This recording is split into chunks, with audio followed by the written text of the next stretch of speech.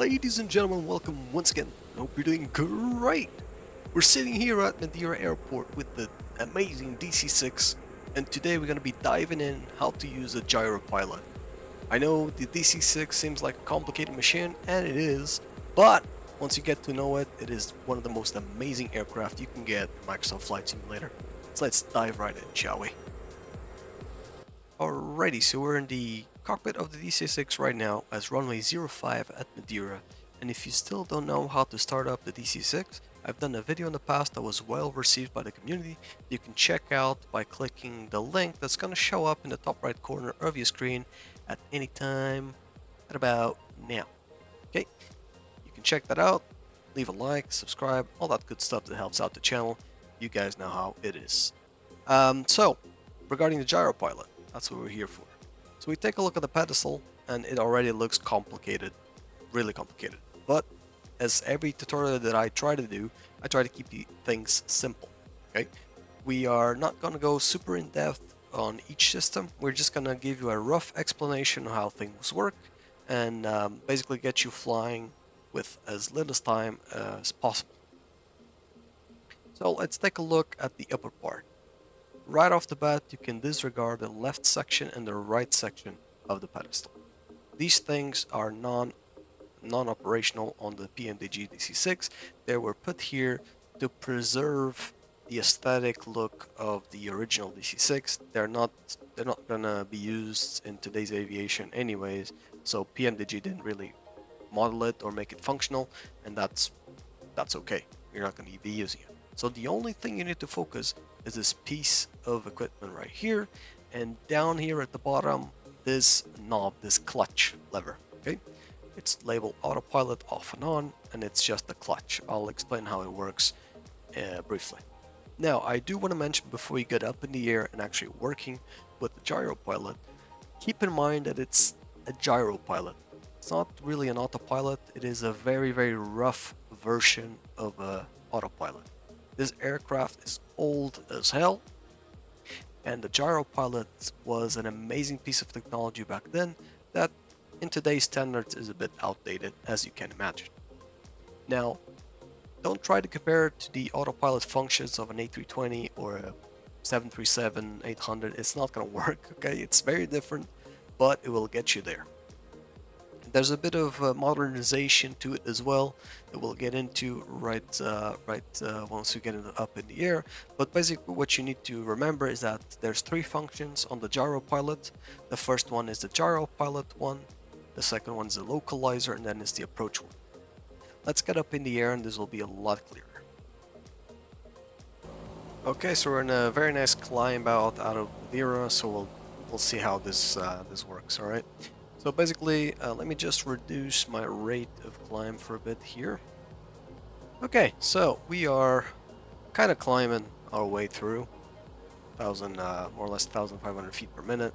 So we want to first engage the Gyro Pilot. Okay, the Gyro Pilot will be the one that's going to maintain our current configuration, so our current rate of climb, our current bank on the aircraft.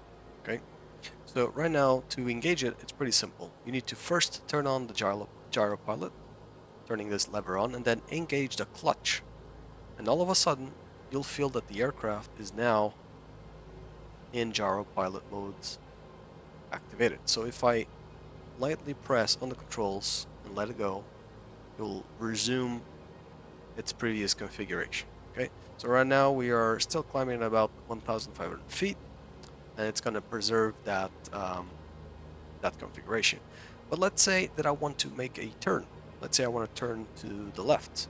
Well, I could disconnect the Gyro Pilot and turn to the left, but that's not really what we're looking for right now. Okay, so what we want to do? Well, we can just use this knob in the center, which is going to turn us left or right. But it's going to keep us on a continuous turn. So let's try that out. If I put this like this to the left, it's going to keep us turning forever, basically. Okay, it's going to make us go in circles, and the way to prevent that is I can either reset it to the center position, or I can reset it to the center position by clicking this button right here, the silver one. Okay, so let's say that I want to I want to level out at right here. Okay, so what we're gonna do is click this right here. It's gonna center the turn, and it's gonna make us fly nice and straight. Pretty simple. Now let's say that we want to maintain our altitude. Okay, so while the clutch is engaged and while the gyro pilot is engaged, what you can do is just turn on the altitude control. And that will make the DC6 level out and maintain its current altitude. Easy enough. Now let's talk about the localizer.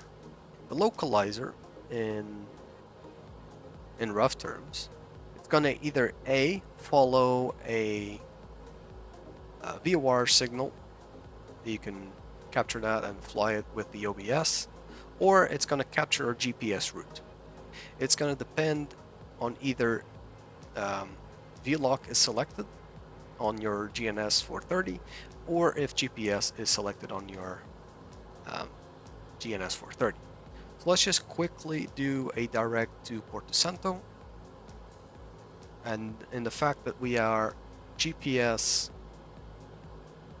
our CDI is with the GPS, we will fly directly to Porto Santo if we switch to localizer.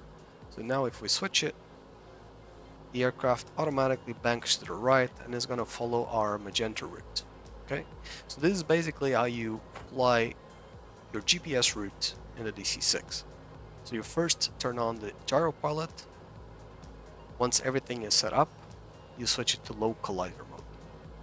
If you want to follow a VOR route instead of a GPS route, easy enough, just switch this to VLOC, tune in your VOR frequency, and fly traditionally.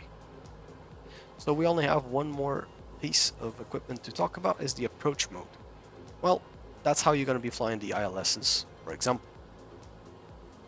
If you are in VLOC mode and you intercept a VOR, or if you intercept a localizer, you will be centered both on the localizer, and then your glide slope indicator will also appear. Okay, as soon as that glide slope indicator starts coming down to the center, you switch the the gyro pilot to approach mode, and that will make DC6 follow the descent path of the ILS that you are trying to fly. It is pretty simple and it's pretty straightforward, especially if you've flown analog systems before. If you've flown IFR procedures on a Cessna 172, it is pretty much the same thing. It just looks different in the system, but the principle is the same. The only thing I do want to point out is that if you don't have the altitude control on and you want to switch your rate of climb, you can do so by rotating this wheel. Okay, as you see, if you rotate it backwards, it will climb. If you rotate it forward, you will decrease the rate of climb. That's also a good way to approach your cruise level. If you are climbing at about 1,500 feet and you want to make sure that you have a smooth transition to your cruise level, you can start decreasing that rate of climb to about 500 feet per minute or less, and then engage the altitude control. Alrighty, and that is it. That is the basics on how to operate the Gyro Pilot on DC6. I hope you enjoyed this video, and if you did, leave a like, comment, share with your friends. Let's make this channel get to 3,000 subscribers by the end of this year. I'm really counting on it, and I'm counting with your support. As always, safe flights to everyone. See ya!